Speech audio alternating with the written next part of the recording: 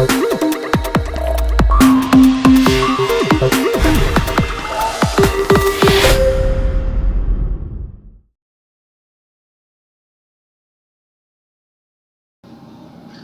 this is Luke Tweddale. I'm a Madison native training for the 2018 Olympics in the sport of lawn track speed skating. I'm speaking to you today from Salt Lake City, Utah, home of the Utah Olympic Oval. It's a very hot day today, one in a string of them that this city typically experiences through July and August. Biking in 95 to plus degree heat, which we do repeatedly throughout the week, is absolutely killer.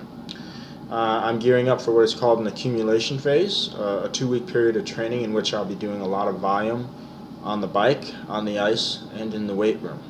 The phase of training that I just completed last week was a high intensity, low volume one.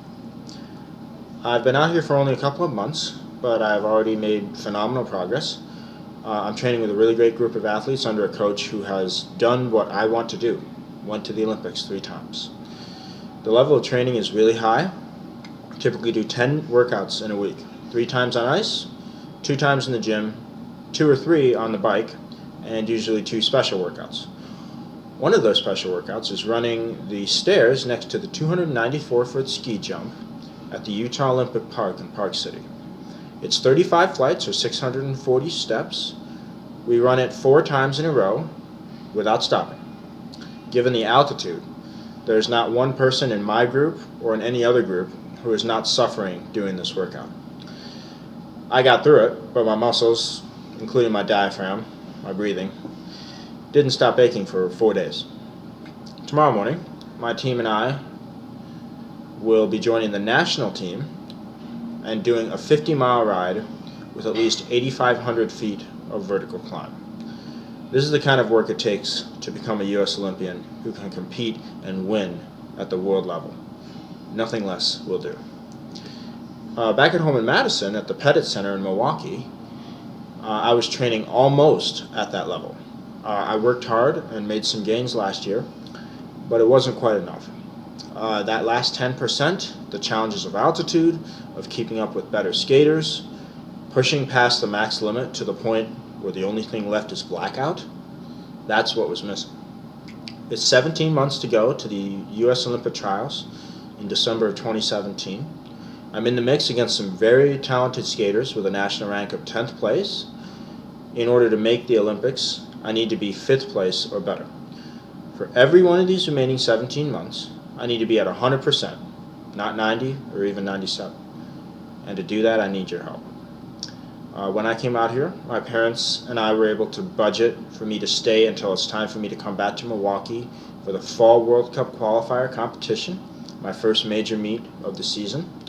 That's going to be in October. If I'm going to increase my national rank and position myself as a real Olympic contender, I have to come back to Salt Lake to train and compete for the last 5 months of the season until March. What will it take to do this?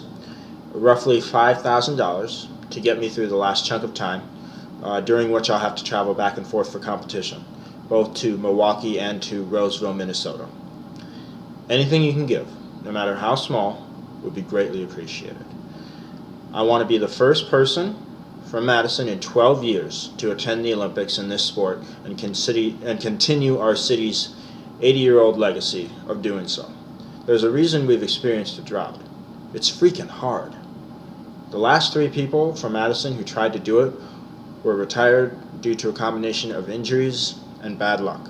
If I'm going to overcome the obstacles that stopped them, I need to have every possible controllable factor absolutely in my favor for this last time until the Olympic trials.